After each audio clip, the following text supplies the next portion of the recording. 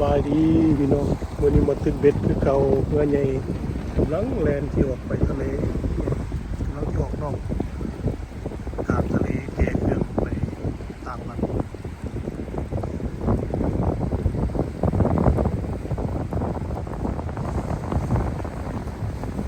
ใหญ่ขนาดนี้พี่น้องทะเลจะสาบ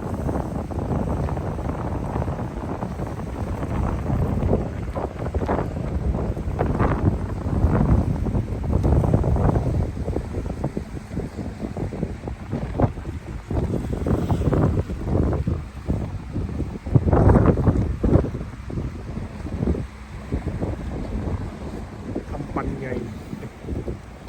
กำลังออกสู่ทะเล